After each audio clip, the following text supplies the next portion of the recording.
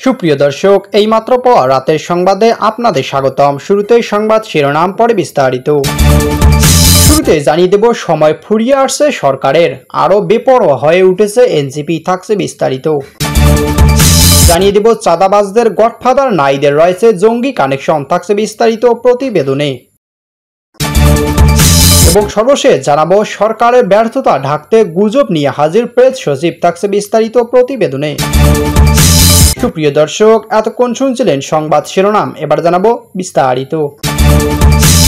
এদিকে সময় ফুরিয়ে আসছে ইউনূস সরকারের, আরও বেপরোয়া হয়ে উঠেছে এনসিপি। রাষ্ট্র ক্ষমতা অবৈধভাবে দখল করা অন্তর্বর্তী সরকারের সময় ঘনিয়ে আসছে, এমন পরিস্থিতিতে আরও বেপরোয়া হয়ে উঠেছে সরকারপন্থী জাতীয় নাগরিক পার্টি এনসিপি। রাজনৈতিক ভবিষ্যৎ অনিশ্চয়তার মধ্যে দলটি এখনও নানা অভিযোগ ও বিতর্কের কেন্দ্রবিন্দুতে। সাম্প্রতিক ঘটনায় এনসিপির বিরুদ্ধে সবচেয়ে তীব্র সমালোচনা শুরু হয় টাঙ্গাইলের বিন্দুবাসিনী সরকারি উচ্চ বালক বিদ্যালয় থেকে। অভিযোগ রয়েছে, ক্লাস চলাকালীন সময় শিক্ষকদের অনুমতি না নিয়ে শিক্ষার্থীদের জুলাই সমাবেশে অংশ নিতে বাধ্য করে এনসিপির নেতারা। এ ঘটনায় টাঙ্গাইলের ব্যাপক প্রতিক্রিয়া সৃষ্টি করেছে। এদিকে শিক্ষার্থী ও প্রাক্তন শিক্ষার্থীদের আয়োজনে শহরে বিক্ষোভ মিছিল অনুষ্ঠিত হয়, যা পরে টাঙ্গাইল প্রেস ক্লাবের সমাবেশে রূপ নেয়। সেখানে বক্তারা বলেন, শিক্ষা প্রতিষ্ঠান থেকে ছাত্রদের জোর করে রাজনৈতিক কাজে ব্যবহার করা আমরা ক্ষুব্ধ। জড়িতদের শাস্তি ও জনসম্মুখে ক্ষমা প্রার্থনা দাবি জানাই, অন্যথায় কঠোর আন্দোলন চলবে। বিশ্লেষকরা বলেছেন, এই ঘটনায় শুধু রাজনৈতিক অর্থ অনৈতিক নয়, বরং শিশু আইন 2013 সংবিধানে অনুচ্ছেদ 17 ও বাংলাদেশ দণ্ডবিধি একাধিক ধারা লঙ্ঘন, শিক্ষা মন্ত্রণালয়ের নির্দেশনাও এই ধরনের ঘটনা নিষিদ্ধ। এদিকে গোপন সূত্রে জানা যায়, আমেরিকা পরিকল্পনার কিছুই এখন তেমন বাস্তবায়ন করতে পারেনি ইউনূস সরকার। এদিকে নির্বাচনের সময় ঘনিয়ে আসছে, তাই দ্রুত ফ্রান্সে ফিরে চাইছেন ইউনূস সরকার। রাজনৈতিক বিরোধিতার কারণে দেশে এখনও মানবিক করিডোর বাস্তবায়ন হয়নি। সেই সঙ্গে জাতিসংঘের মানবাধিকার অফিস নিয়েও ইউনূসকে হুমকি দিয়ে দিয়েছে জামায়াত ছাড়া বাকি সব ইসলামী দলগুলো। এছাড়াও আমেরিকা বিভিন্ন দেশের উপর আরোপিত শুল্ক কমলেও বাংলাদেশ থেকে তা বহাল রেখেছে। অপরদিকে ইউনূসের সমর্থন পাওয়া দল এনসিপি এখন বেহাল দশা। দলটির গণ অভ্যুত্থান ও নৈতিক রাজনীতির কথা বলে আত্মপ্রকাশ করা জাতীয় নাগরিক পার্টি এখন বিতর্কের কেন্দ্রবিন্দু।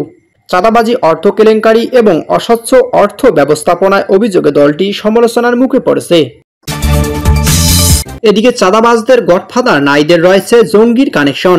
ডক্টর মোহাম্মদ ইউনূসের নেতৃত্বাধীন অন্তর্বর্তী সরকারের পৃষ্ঠপোষকতায় গঠিত জাতীয় নাগরিক পার্টি এনসিপি একের পর এক বিতর্কে জড়াচ্ছেন। সরকারের কার্যক্রমের দিকে যখন জনগণের আস্থা ক্রমশ হ্রাস পাচ্ছে, তখন ইউনূস সরকারের নিরাপদ সেফ এক্সিট নেওয়ার পরিকল্পনা সামনে চলে এসেছে। আমেরিকা সমর্থিত পরিকল্পনা বাস্তবায়নে ব্যর্থতা। সূত্র মতে, আমেরিকার সমর্থন থাকলেও ইউনূস সরকার এখনো পর্যন্ত বড় কোনো পরিকল্পনা বাস্তবায়ন করতে পারেনি। অন্যদিকে জাতীয় নির্বাচনের সময় ঘনিয়ে আসার ইউনূস দ্রুত ফ্রান্সে ফিরে যাওয়ার পথ খুঁজছেন। দেশীয় রাজনৈতিক বিরোধিতার কারণে মানবিক করিডোর বাস্তবায়ন সম্ভব হয়নি। এছাড়া জামায়াত ছাড়া বাকি ইসলামী দলগুলো জাতিসংঘের মানবাধিকার অফিস নিয়েও ইউনূসকে হুমকি দিচ্ছে। তবে সবচেয়ে তাৎপর্যপূর্ণ বিষয় হলো, আমেরিকা বিভিন্ন দেশের উপর থেকে শুল্ক কমিয়ে নিলেও বাংলাদেশের ক্ষেত্রে তা বহাল রেখেছে। এটি সরকারের প্রতি বৈশ্বিক আস্থার অভাবকেই ইঙ্গিত করে। চাঁদাবাজি ও অর্থনৈতিক এবং অনৈতিক ব্যবস্থাপনায় এনসিপি নামধারী দলটি নৈতিক রাজনীতি ও গণ অভ্যুত্থানের কথা বলে আত্মপ্রকাশ করলেও এখন চাঁদাবাজি ও দুর্নীতির কারণে সমালোচনার মুখে পড়েছে। জুলাই মাসে আয়োজিত পদযাত্রা ঘিরে দেশের বিভিন্ন জেলায় চাঁদা আদায়ের অভিযোগ ওঠে। কোথাও কোথাও 50 লাখ টাকার বেশি ব্যয়ের কথা হলেও দলটি ঘোষিত 2 কোটি টাকা নাগরিক আমানত তহবিলের সঙ্গে তা মেলেনি। সবচেয়ে আলোচিত ঘটনা, গুলশান 2-এর আওয়ামী লীগের সাবেক সংসদ সদস্য সাম্মী আহমেদের বাসায় চাঁদা চাইতে গিয়ে বৈষম্যবিরোধী ছাত্র আন্দোলন 3 নেতা আটক হয়। এদিকে সরকার বলছে, অন্তর্বর্তী সরকারের সময় প্রায় 2000 কোটি টাকা চাঁদাবাজি করেছে। এ নিয়ে বিএনপি নেতা জয়নুল আবেদিন ফারুক বলেন, চাঁদাবাজদের ধরেছেন ভালো কথা, কিন্তু গত 11 মাস কে কি করেছে তার নাম প্রকাশ করুন। এদিকে নাইদের আশ্রয়ে থাকা চাঁদাবাজ রিয়াদ। এদিকে ইউনূস সরকারের ব্যর্থতা ঢাকতে গুজব নিয়ে হাজির প্রেস সচিব। অন্তর্বর্তী সরকারের 1 বছর অতিক্রান্ত হতে চললেও মানুষের আশা পূরণে তারা ব্যর্থ। এমন অবস্থায় জনরোষ থেকে বাঁচতে গুজব নিয়ে হাজির হয়েছেন প্রধান উপদেষ্টার প্রেস সচিব শফিকুল আলম। এরই মধ্যে অন্তর্বর্তী সরকারের পক্ষ থেকে বলা হচ্ছে এমন এবার রাজনীতি ঢাকা দখলের পরিকল্পনায় মাঠে নেমেছে আওয়ামী লীগের নেতাকর্মীরা। আর এসব তথ্য প্রেস সচিবের মাধ্যমে বিভিন্ন গণমাধ্যমে প্রচার করানো হচ্ছে।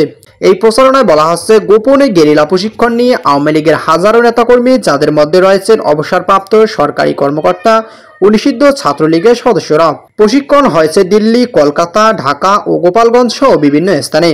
কোর গ্রুপের একাংশ ইতিমধ্যে প্রাথমিক প্রশিক্ষণ শেষ করছে। প্রচারণায় আরও বলা হয়, 28 জুলাই রাজধানী একটি কনভেনশন হলে 400 জন প্রশিক্ষণ দেওয়া হয়েছে। পরে তথ্য পেয়ে 13 জুলাই অভিযান চালিয়ে গ্রেপ্তার করা হয় সোহেল রানা, শামীমা নাসরিন শম্পা নামের 2 জনকে। তাদের জিজ্ঞাসাবাদে হয়ে উঠেছে ঢাকা শাহবাগ মোড় দখল করে জনমনে আতঙ্ক সৃষ্টির ছক, যাতে নির্দেশ পাওয়ার সঙ্গে সঙ্গে হাজারো কর্মী রাজধানীতে সমবেত হবে।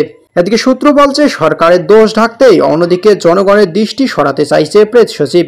এর আগেও তিনি নানা রকম গুজব নিয়ে মানুষকে বিভ্রান্ত করেছেন। গত এপ্রিলে যুক্তরাষ্ট্র বাংলাদেশের উপর পাল্টা শুল্ক আরোপ করেন, সেটি নিয়েও জাতির সঙ্গে প্রতারণা করেছিলেন শফিকুল আলম। তখন তিনি বলেছিলেন যে ডক্টর ইউনূস ট্রাম্পকে একটি ব্যবসা বান্ধব চিঠি পাঠাবেন যা সমস্যা সমাধানের সহায়তা করবে। পরে ট্রাম্প প্রশাসন বিশ্বজুড়ে 75টির বেশি দেশের ওপর শুল্ক সাময়িক স্থগিত করলে সেটিকে ডক্টর ইউনূসের সাফল্য হিসেবে উপস্থাপন করা হয়। এরপর আসল কাজ কিছুই হয়নি। সরকার এখনো কোনো শুল্ক কমাতে পারেনি। এদিকে দেশকে অস্থিতিশীল করতে উস্কানি চালিয়ে যাচ্ছে শফিকুল আলম। গতকাল এক সংবাদ সম্মেলনে তিনি বলেন, আগামী 5-6 দিনে আমরা বুঝবো আমরা কোথায় যাচ্ছি। বিশ্লেষকরা বলেছেন, এর মাধ্যমে শফিকুল সরকারের মদতপুষ্ট দল এনসিপিকে দাঙ্গা হাঙ্গামা করার আহ্বান জানাচ্ছে। তারা চাইছে জুলাই সনদ নিয়ে দেশের আরেক অস্থিতিশীল পরিস্থিতি তৈরি করে নির্বাচন পেছাতে।